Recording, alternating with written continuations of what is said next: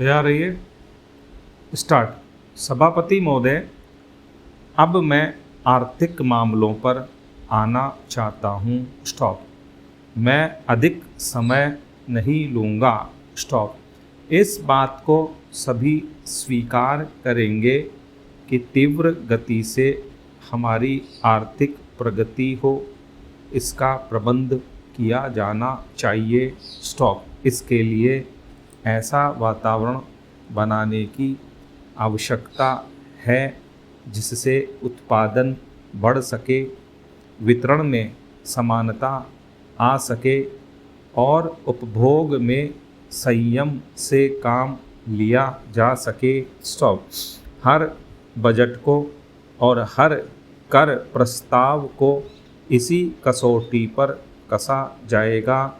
यथा क्या इससे उत्पादन बढ़ता है, क्या वितरण में समानता आती है, और तीसरी बात यह कि क्या हम देश में ऐसा वातावरण बना सकते हैं कि लोग जितना कमाते हैं उतना खर्च न करें, उसमें से बचाएं और उसे राष्ट्र की समृद्धि में लगाएं। स्टॉप।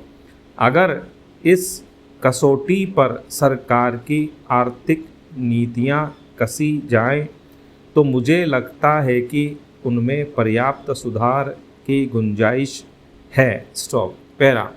मैं वित्त मंत्री की कठिनाई को समझ सकता हूँ। विकास की आवश्यकता अधिक धन की मांग करती है। राज्य सरकारें अधिक कर लगाने के लिए तैयार नहीं हैं। वे केंद्र से कर्जा लेकर अपना काम चलाना चाहती हैं। वहाँ कोई वित्तीय अनुशासन नहीं है।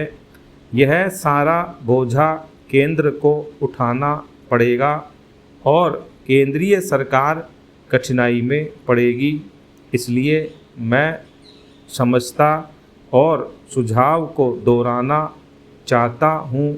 राज्यों को इस संबंध में निर्देश दिया जाना चाहिए। संविधान के अंतर्गत केंद्र इन राज्यों को निर्देश दे सकता है कि वह अपने साधनों के अंतर्गत अपने खर्च को चलाएं।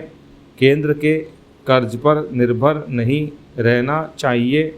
विशेष परिस्थितियों में कर्जा दिया जा सकता है, लेकिन कर्जा लेकर अपना काम चलाना यह उनका स्वभाव नहीं बनना चाहिए।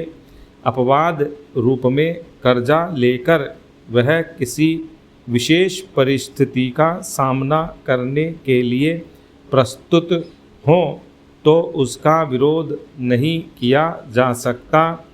दूसरी बात यह है कि देश में सादगी और संपत्ति को उड़ाने के बजाय उसे उत्पादक कार्यों में लगाने का वातावरण बनाना चाहिए। मैं नहीं जानता वित्त मंत्री महोदय इससे कहाँ तक सहमत होंगे, लेकिन आज देश में समाजवाद की चर्चा बहुत होती है।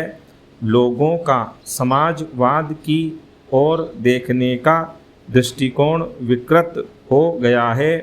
लोग हमें क्या मिलता है इस ओर ज़्यादा ध्यान देते हैं, हम कितना खर्च करते हैं इस ओर ध्यान नहीं देते हैं। समाजवाद बिना संपत्ति की अभिवृद्धि किए और बिना उसके समान वितरण के नहीं आ सकता। हमारा देश कृषि प्रधान देश है। स्टॉप।